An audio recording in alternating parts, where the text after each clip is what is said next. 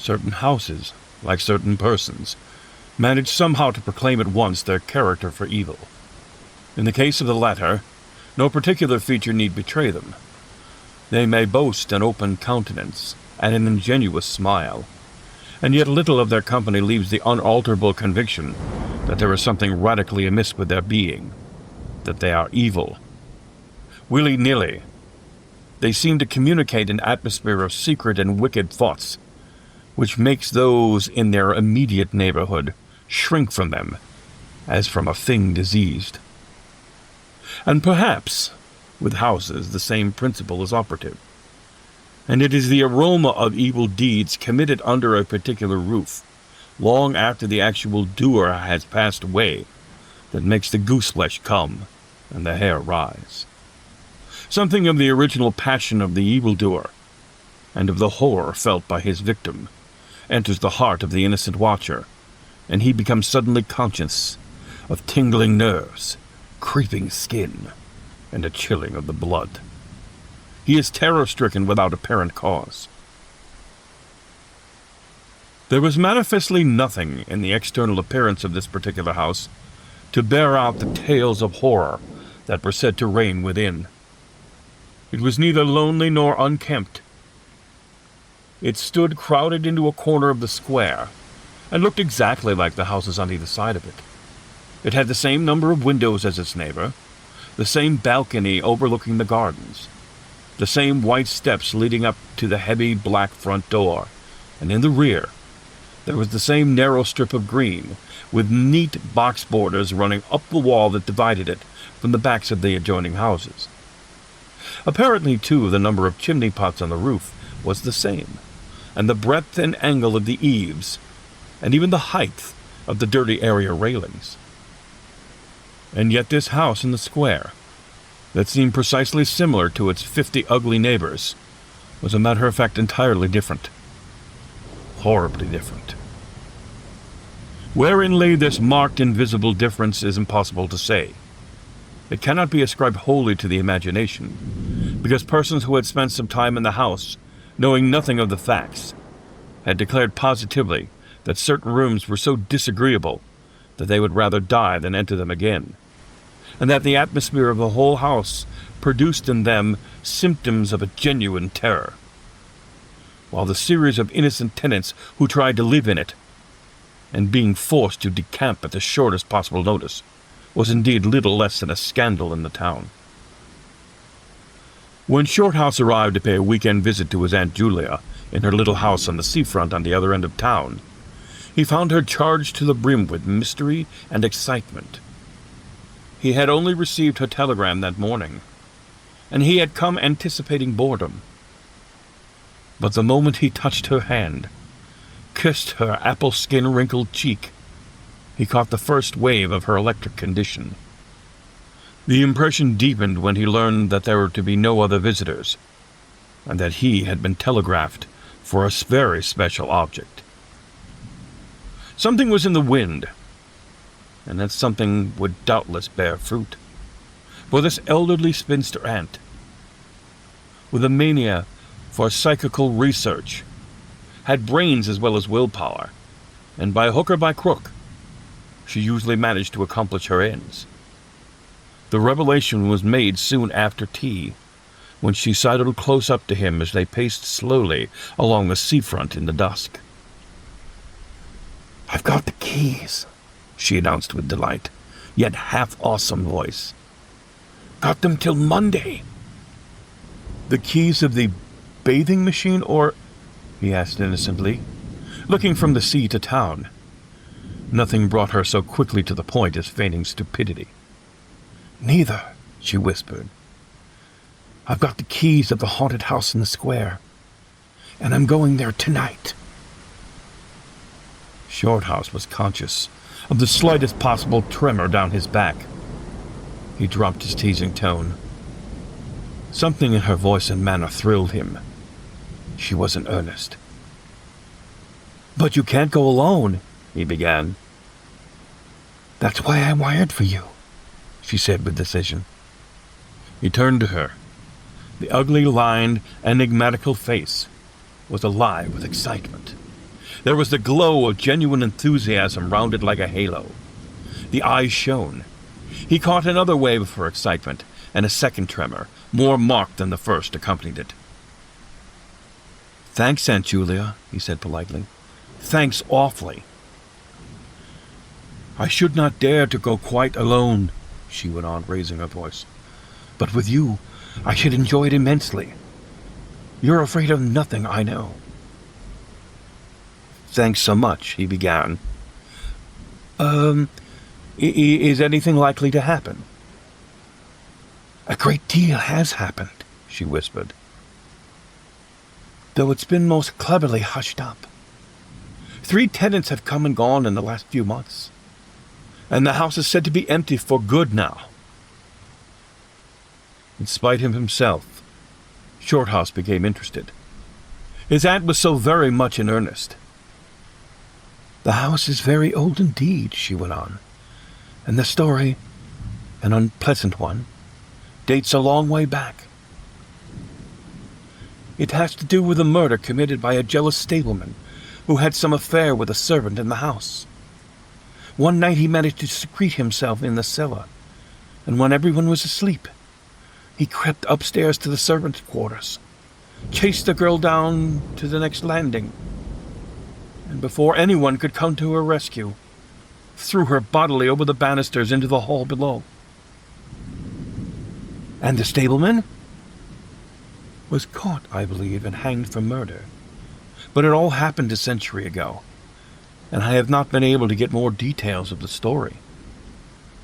Shorthouse now felt his interest thoroughly aroused. But though he was not particularly nervous for himself, he hesitated a little on his aunt's account. "On one condition," he said at length. "Nothing will prevent my going," she said firmly. "But I may as well hear your condition." "That you guarantee your power of self-control if anything really horrible happens. I mean, that you are sure you won't get too frightened." "Jim," she said scornfully, "I'm not young, I know, nor are my nerves. But with you, I should be afraid of nothing in the world." This, of course, settled it, for Shorthouse had no pretensions to being other than a very ordinary young man, and an appeal to his vanity was irresistible. He agreed to go. Instinctively, by a sort of subconscious preparation, he kept himself and his forces well in hand the whole evening, compelling an accumulative reserve of control by that nameless inward process of gradually putting all the emotions away and turning the key upon them. A process difficult to describe, but wonderfully effective, as all men who lived through severe trials of the inner man well understood. Later, it stood him in good stead. But it was not until 10:30, when they stood in the hall, well in the glare of friendly lamps and still surrounded by comforting human influences, that he had to make the first call upon his store of collected strength. For once the door was closed, he saw the deserted, silent street stretching away white in the moonlight before them. It came to him clearly that the real test that night would be in dealing with 2 fears instead of 1. He would have to carry his aunt's fear as well as his own. And as he glanced down at her sphinx-like countenance and realized that it might assume no pleasant aspect in the rush of real terror, he felt satisfied with only one thing in the whole adventure: that he had confidence in his own will and power to stand against any shock that might come. Slowly they walked along the empty streets of the town. A bright autumn moon silvered the roofs, casting deep shadows. There was no breath of wind, and the trees in the former garden by the seafront watched them silently as they passed along. To his aunt's occasional remarks, Shorthouse made no reply, realizing that she was simply surrounding herself with mental buffers, saying ordinary things to prevent herself from thinking of extraordinary things. Few windows showed lights, and from scarcely a single chimney came smoke or sparks. Shorthouse had already begun to notice everything, even in the slightest details. Presently they stopped at the street corner and looked up at the name on the side of the house, full in the moonlight, and with one accord, but without remark, turned into the square, crossed over to the side of it that lay in shadow. "The number of the house is 13, whispered a voice at his side, and neither of them made the obvious reference, but passed across the broad sheet of moonlight and began to march up the pavement in silence. It was about halfway up the square that Shorthouse felt an arm slip quietly but significantly into his own, and knew then that their adventure had begun in earnest, and that his companion was already yielding imperceptibly to the influences against them. She needed support. A few minutes later, they stopped before a tall, narrow house that rose before them into the night, ugly in shape and painted a dingy white. Shutterless windows without blinds stared down upon them, shining here and there in the moonlight. There were weather streaks in the wall and cracks in the paint, and the balcony bulged out from the first floor a little unnaturally. But beyond this generally forlorn appearance of an occupied house, there was nothing at first sight to single out this particular mansion for the evil character it had most certainly acquired. Taking a look over his shoulders to make sure that they had not been followed, they went boldly up the steps and stood against the huge black door that fronted them forbiddingly. But the first wave of nervousness was now upon them, and Shorthouse fumbled a long time with the key before he could fit it into the lock at all. For a moment, if the truth be told, they both hoped it would not open, for they were prey to various unpleasant emotions as they stood there on the threshold of their ghostly adventure. Shorthouse, shuffling with the key, and hampered by the steady weight on his arm, certainly felt the solemnity of the moment. It was as if the whole world, for all experience seemed at that instant concentrated in his own consciousness, were listening to the grating noise of the key. A stray puff of wind wandered down the empty street, woke a momentary rustling in the trees behind them. But otherwise, this rattling of the key was the only sound audible. And at last it turned in the lock, and the heavy door swung open and revealed a yawning gulf of darkness below. With a last glance at the moonlit square, they passed quickly in, and the door slammed behind them with a roar that echoed prodigiously through the empty halls and passages.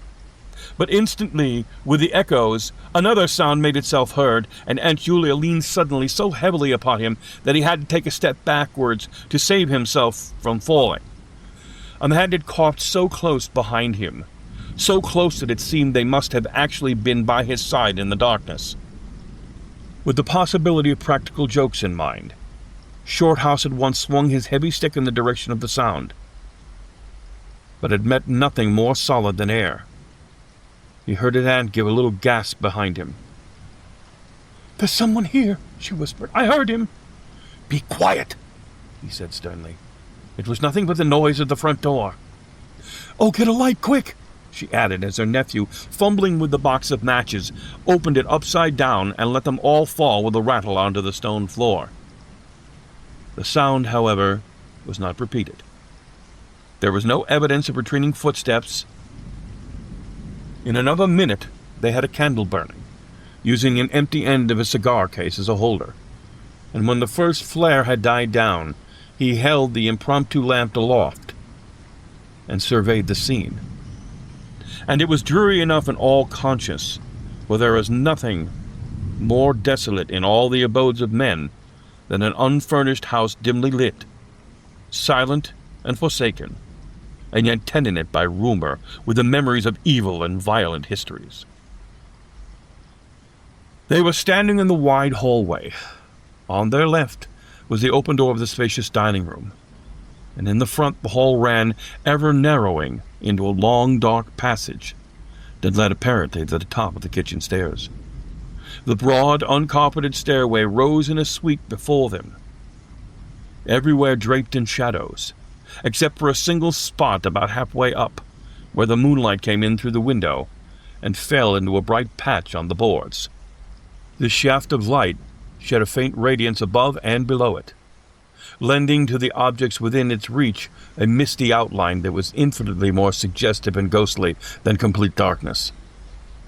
Filtered moonlight always seems to paint faces on the surrounding gloom, and as Shorthouse peered up into the well of darkness, and the thought of countless empty rooms and passages in the upper part of the old house, he caught himself longing again for the safety of the moonlit square, or the cozy, bright drawing room that they had left an hour before. Then, realizing that these thoughts were dangerous, he thrust them away again and summoned all his energy for concentration on the present. "Aunt Julia," he said aloud severely, "we must now go through the house from top to bottom and make a thorough search." The echoes of his voice died away slowly all over the building, and in the intense silence that followed he looked at her. In the candlelight, he saw that her face was already ghastly pale, but she dropped his arm for a moment and said in a whisper, stepping close in front of him, "I agree. We must be sure there's no one hiding. That's the first thing." She spoke with evident effort, and he looked at her with admiration. "You feel not quite sure of yourself? It's not too late." "I think so," she whispered, her eyes shifting nervously toward the shadows behind. "Quite sure. Only one thing." "What's that?" "You must never leave me alone for an instant." "As long as you understand that any sound or appearance must be investigated at once, for to hesitate means to admit fear. That is fatal." "Agreed," she said a little shakily, after a moment's hesitation. "I'll try."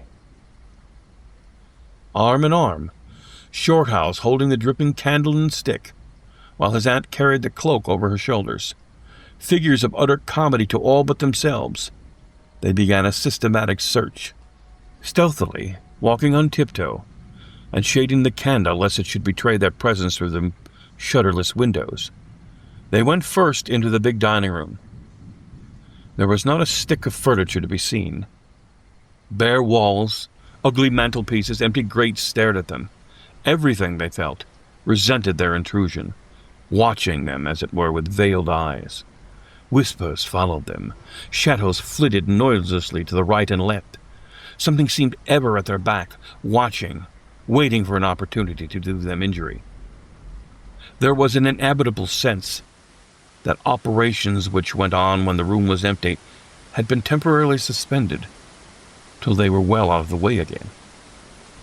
The whole dark interior of the old building seemed to become a malignant presence that rose up, warning them to detest and mind their own business. Every moment the strain on their nerves increased. Out of the gloomy dining room they passed through the large folding doors into a sort of library or smoking room, wrapped equally in silence, darkness, and dust, and from this they regained the hall near the top of the back stairs. Here a pitch-black tunnel opened before them into the lower regions, and it must be confessed they hesitated, but only for a moment. With the worst of the night still to come, it was essential to turn from nothing. Aunt Julia stumbled at the top of the step of the dark descent, ill-lit by the flickering candle, and even Shorthouse felt at least half decision go out of his legs. "Come on," he said peremptorily, and his voice ran on and lost itself in the dark, empty spaces below. "I'm coming," she faltered, catching his arms with unnecessary violence. They went a little unsteadily down the stone steps, a cold, damp air meeting them in the face, close and malodorous. The kitchen into which the stairs led along the narrow passage was large, with a lofty ceiling. Several doors opened out of it, some into the cupboards with the empty jars still standing on the shelves, and others into horrible little ghostly back offices, even colder and less inviting than the last. Black beetles scurried all over the floor, and once, when they knocked against a deal table standing in the corner, something about the size of a cat jumped down with a rush and fled, scampering across the stone floor into the darkness. Everywhere, there was a sense of recent occupation, an impression of sadness and gloom. Leaving the main kitchen, they next went toward the scullery. The door was standing ajar, and as they pushed it open to its full extent, Aunt Julia uttered a piercing scream, which she instantly tried to stifle by placing her hand over her mouth. For a second, Shorthouse stood stock still, catching his breath. He felt as if his spine had suddenly become hollow and someone had filled it with particles of ice. Facing them, directly in their way between the doorposts, stood the figure of a woman. She had disheveled hair and wildly staring eyes, and her face was terrified and white as death. She stood there motionless for the space of a single second. Then the candle flickered and she was gone. Gone utterly. And the door framed nothing but empty darkness. "Only the beastly jumping candlelight," he said quickly, in a voice that sounded like someone else's and was only half under control. "Come on, Aunt. There's nothing there." He dragged her forward. With a clattering of feet and a great appearance of boldness, they went on. But over his body the skin moved as if crawling ants covered it, and he knew by the weight on his arm that he was supplying the force of locomotion for the two. The scullery was cold, bare and empty, more like a large prison cell than anything else. They went round it, tried the door into the yard and the windows, but found them all fastened securely. His aunt moved beside him like a person in a dream. Her eyes were tightly shut, and she seemed merely to follow the pressure of his arm. Her courage filled him with amazement. At the same time, he noticed that a certain odd change had come over her face, which somehow evaded his powers of analysis. "There's nothing here, Auntie," he repeated aloud quickly. "Let's go upstairs and see the rest of the house. Then we'll choose a room to wait up in." She followed him obediently, keeping close to his side, and they locked the kitchen door behind them. It was a great relief to get Tip again.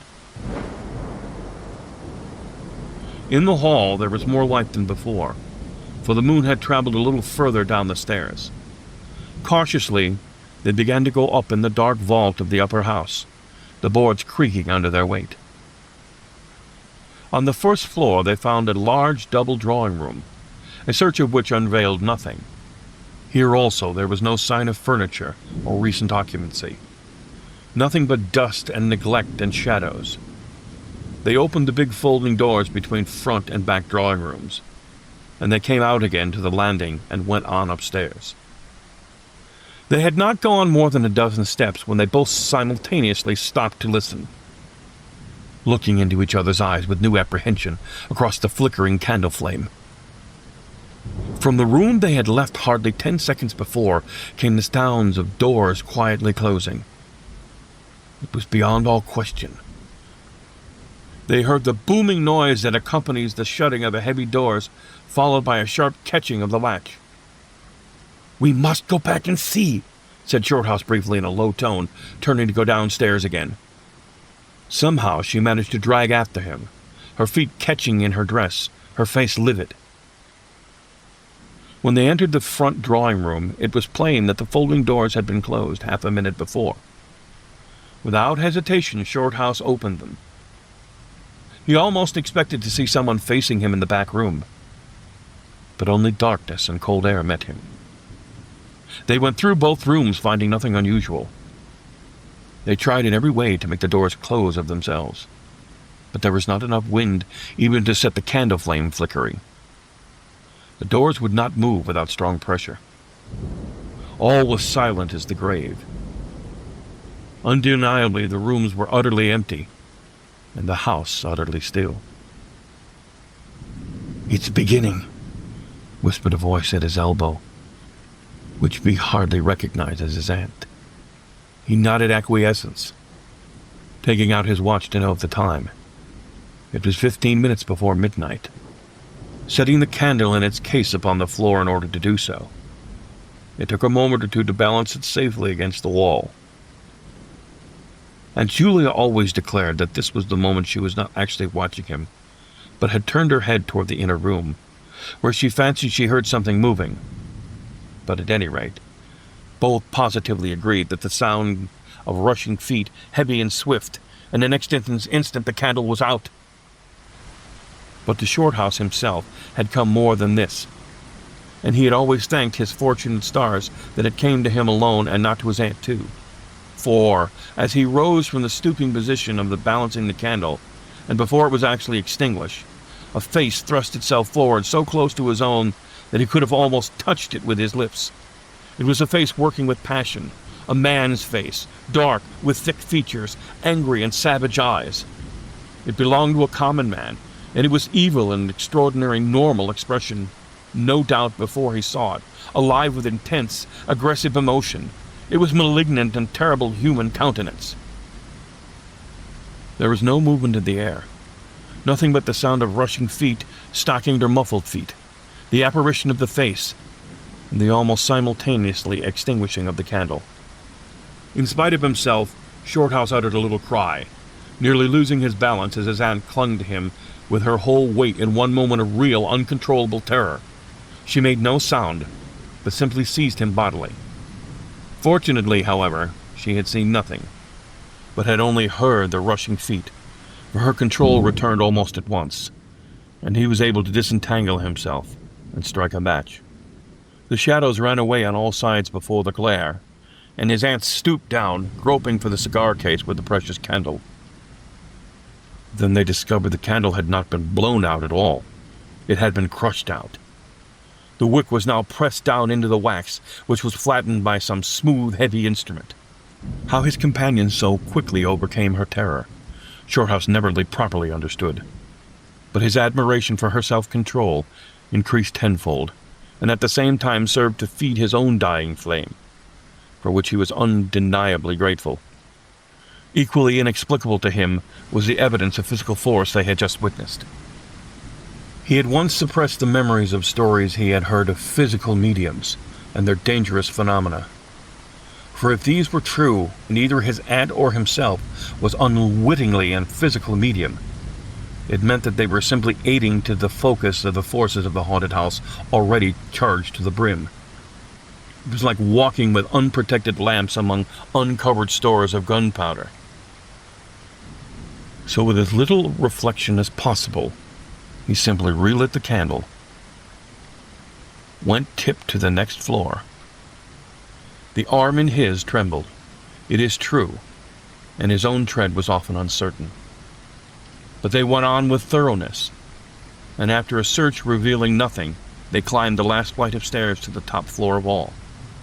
Here they found a perfect nest of small servants' rooms, with broken pieces of furniture, dirty caned bottom chairs, chest of drawers, cracked mirrors, decrepit bedsteads.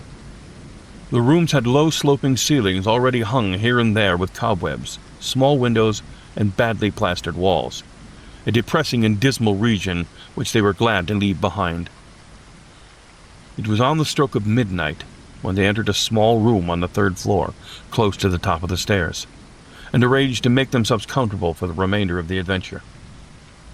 It was absolutely bare, and was said to be the room they used as a clothes closet, into which the infuriated groom had chased his victim and finally caught her. Outside, across from the narrow landing, began the stairs leading up to the floor above, and the servants' quarters where they had just searched. In spite of the chilliness of the night, there was something in the air of this room that cried for an open window. But there was more than this. Shorthouse could only describe it by saying he felt less master of himself than in any other part of the house. There was something that acted directly on his nerves, tiring the resolution, enfeebling the will. He was conscious of this result before he had been in the room 5 minutes. And it was in this short time they stayed there that he suffered the wholesale depletion of his own vital forces, which was, for himself, the chief horror of the whole experience. They put the candle on the floor of the cupboard, leaving the door a few inches ajar so there was no glare to confuse the eyes, no shadow to shift about on the walls and ceiling. They spread the cloak on the floor and sat down to wait, with their backs against the wall. Shorthouse was within 2 feet of the door onto the landing. His position commanded a good view of the main staircase leading down into the darkness, and also the beginning of the servants' stairs going to the floor above. The heavy stick lay beside him within easy reach. The moon was now high over the house. Through the open window they could see the companying stars, like friendly eyes watching in the sky. One by one the clocks of the town struck midnight, and when the sounds died away, the deep silence of a windless night fell again over everything. Only the boom of the sea, far away and lugubrious, filled the air with hollow murmurs. Inside the house, the silence became awful. Awful, he thought, because any minute now it might be broken by the sounds of portending terror. The strain of waiting told more and more severely on the nerves. They talked in whispers when they talked at all, for their voices sounded queer and unnatural. A chilliness not altogether due to the night air invaded the room and made them cold. The influences against them, whatever they might be, were slowly robbing them of self-confidence and the power of decisive action. Their forces were on the wane, and the possibility of real fear took on a new and terrible meaning. He began to tremble for the elderly woman by his side, whose pluck could hardly save her beyond a certain extent. He heard the blood singing in his veins. It sometimes seemed so loud that he fancied it prevented his hearing properly certain other sounds that were beginning to very faintly make themselves audible into the depths of the house. Every time he fastened his attention on these sounds, they instantly ceased. They certainly came no nearer. Yet he could not rid himself of the idea the movement was going on somewhere in the lower regions of the house. The drawing-room floor, where the doors had been so strangely closed, seemed too near. The sounds were further off than that. He thought of the great kitchen, with the scurrying black beetles, and the dismal little scullery. But somehow or other, they did not seem to come from there either. Surely they were not outside the house. Then suddenly the truth flashed in his mind, and for the space of a minute he felt as if his blood had stopped flowing and turned to ice. The sounds were not downstairs at all, they were upstairs. Upstairs!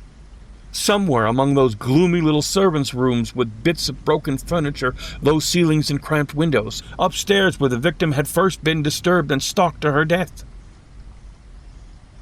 And the moment he discovered where the sounds were, he began to hear them more clearly. It was the sound of feet, moving stealthily along the passage overhead, in and out among the rooms and past the furniture. He turned quickly to steal a glance at the motionless figure seated beside him, to note whether she had shared his discovery. The faint candlelight coming through the crack in the cupboard door threw her strongly marked face into vivid relief against the white of the wall. But it was something else that made him catch his breath and stare again. An extraordinary something that had come into her face and seemed to spread over her features like a mask. It smoothed out the deep lines, drew the skin everywhere a little tighter so the wrinkles disappeared. It brought into her face, with the sole exception of her old eyes, an appearance of youth, almost childhood. He stared in speechless amazement that was dangerously near to horror.